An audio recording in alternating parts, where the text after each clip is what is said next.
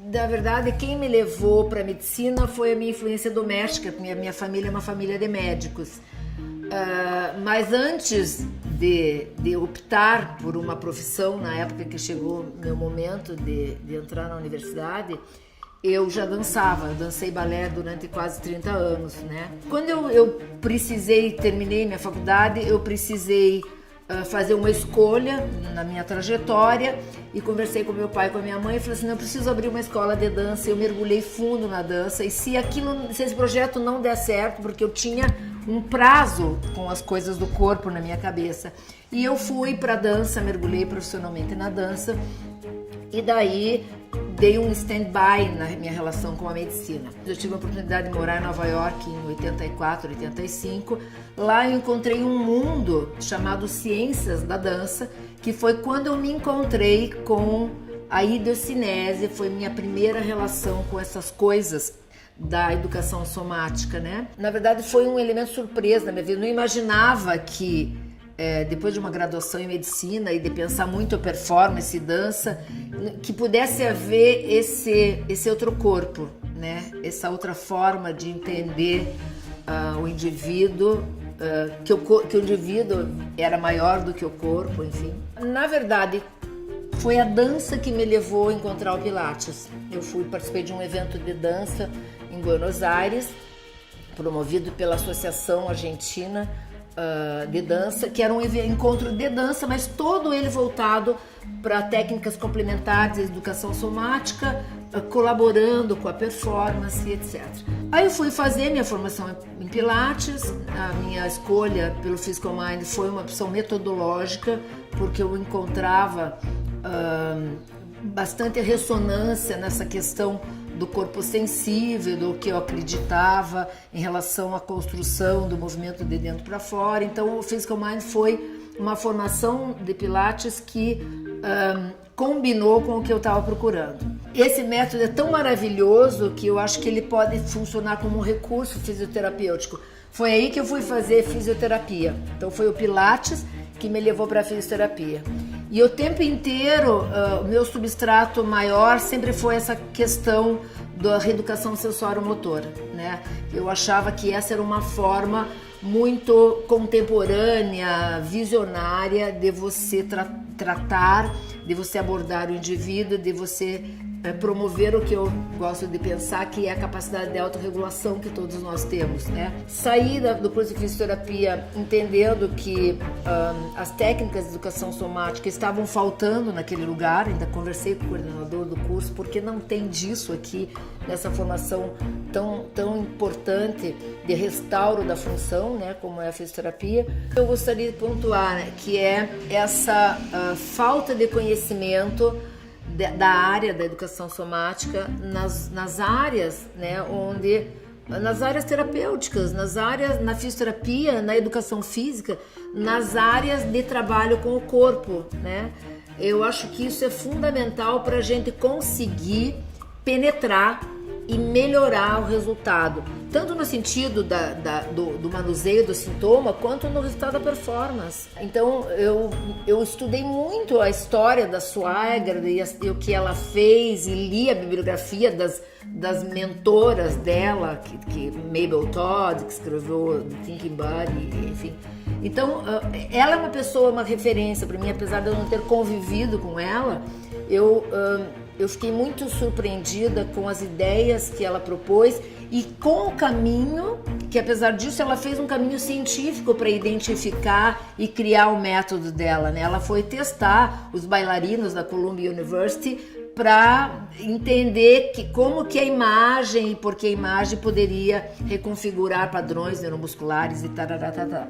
Então, ela é uma pessoa importante para mim, porque ela desvendou, ela me apresentou uma abordagem do corpo que eu não conhecia. Então, acho que é um divisor de águas mesmo essa experiência minha com a idiocinese. Porque o que ela dizia? Que se eu for corrigir um movimento ativamente, eu vou reproduzir o padrão, porque o padrão é muito forte, porque a memória é muito sólida nas nossas matrizes músculo-esqueléticas, né? Então que o padrão de recoordenação ele precisa que eu imagine a melhor estratégia, não que eu execute. E é essa a proposta dela. E o que eu acho interessante na biografia dela é que ela foi pesquisar, ela foi aferir, né? Então os alunos iam lá, imaginavam, e ela percebeu que a distância entre a pub e T12 diminuía quando as pessoas praticavam aquelas imagens. Então ela teve essa curiosidade ou esse instinto científico de aferir, de dizer, não, é verdade, não é loucura da minha cabeça de achar que eu fico pensando e as coisas mudam de lugar, né? Então, que eu acho que eu tenho um pouquinho isso assim, né? Essa coisa do preto e do branco, do céu e da terra. Eu acho que é importante a gente também entender que existe ciência naquilo que a gente imagina, né? Até porque a gente está lidando com o paciente e existe uma responsabilidade nesse sentido, né? Do resultado. Então, eu acho que é importante que a gente tenha substratos aferíveis para poder dizer, não, eu acho que vai dar certo. Sabe quando você vislumbra um caminho e você imagina que lá vai estar assim, mas que você tem que percorrer o caminho, né? É como um novo aprendizado, um novo conhecimento precisa ser colocado em prática, né? Como você vai materializar a experiência. Então, você conhece uma ideia nova, por exemplo, quando eu conheci aquela ideia maravilhosa de corpo que eu entendi com a obra da Lulu Schweiger, e eu cheguei aqui, tinha que colocar nas minhas aulas de dança, né? Como que eu vou fazer isso? Então eu acho que essa angústia da realização, né? E eu acho que também tem uma angústia, será que isso vai dar certo? Será que isso vai controlar os sintomas? Será que isso vai tratar? Será que isso vai deixar a pessoa mais feliz, né? Então eu acho que os desafios são sempre incorporar, conhecer uma nova formação. Eu agora vou começar a fazer minha formação em Rolfing. E como é que você vai incluir isso e daí propor para aquele paciente que está há 20 anos com você fazer a mesma coisa?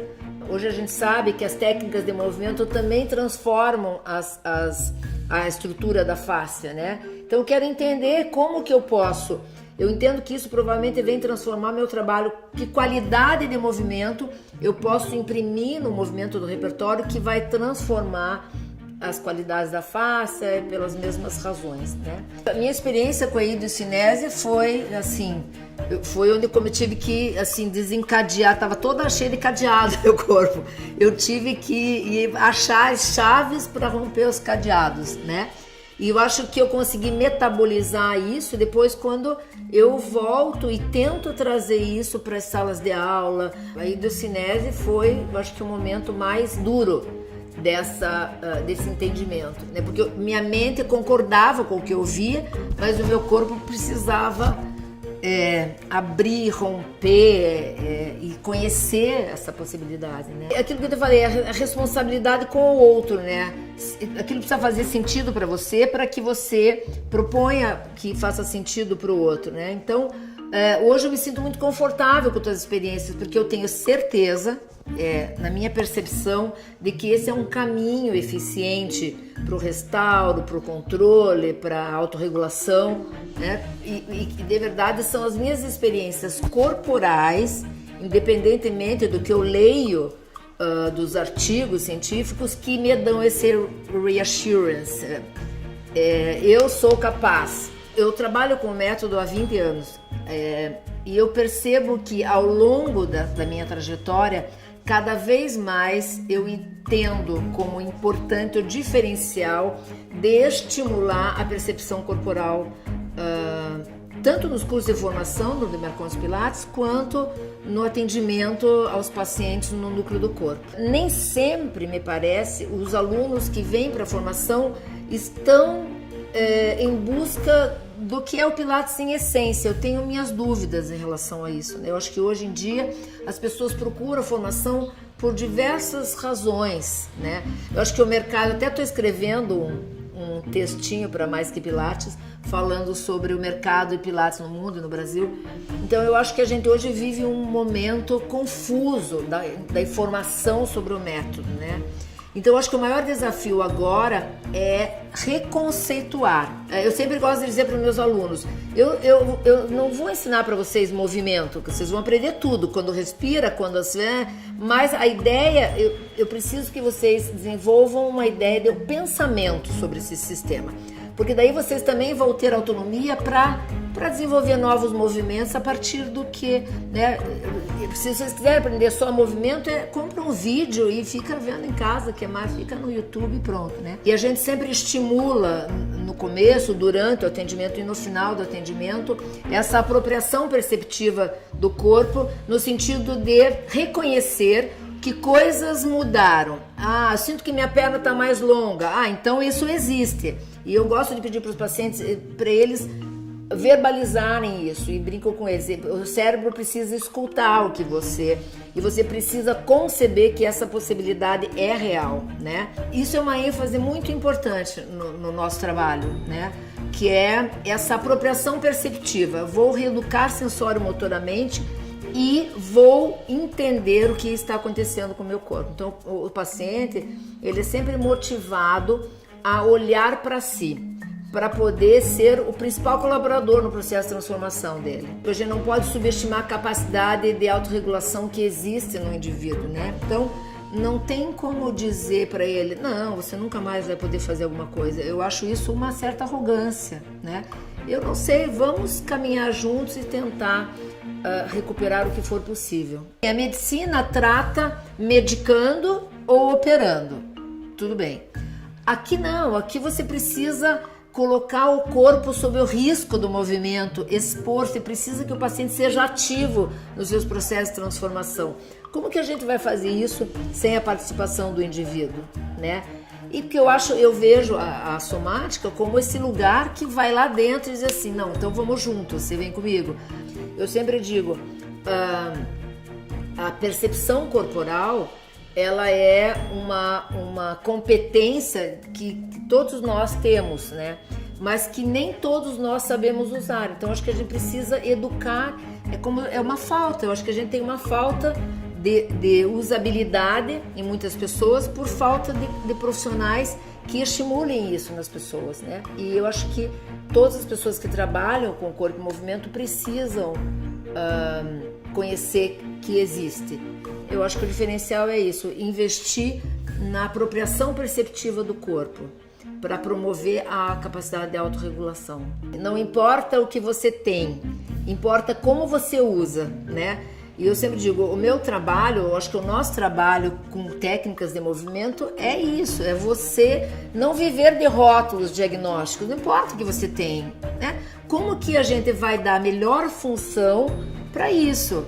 Eu acho que o Pilates é um método de movimento que tenta transformar estratégias, desenvolver estratégias mais eficientes para que as pessoas possam ter melhor função, independentemente dos seus diagnósticos, né? Apesar de ser provider dos cursos do Physical Mind no Brasil, eu tenho autonomia para contaminar a minha prática com as minhas experiências, né? Então o Girotonic depois transformou meu Pilates, e daí depois quando eu comecei a dançar tango, tudo isso também transformou a minha ideia de corpo, de movimento e de autonomia e de longevidade, que é o que eu imagino que a gente precisa despertar nas pessoas, né? Eu acho que meu trabalho é um ato político. Eu acho que meu trabalho é um ato espiritual. Você levar o indivíduo a apropriar-se de si é um ato político, né? Porque eu já vi pacientes reformularem sua vida inteira quando eles entenderam, quando eles respiraram, quando eles se sentiram capazes. E acho que existe nessa relação tão íntima que se estabelece entre o terapeuta e o paciente, eu acho que é uma relação espiritual, é uma relação de grande generosidade, né? Para mim, espiritualidade está relacionada com generosidade, né? Com ser capaz de amar e de ser amado, né? De se permitir ser amado. Eu acho que existem essas trocas numa relação tão próxima como essa.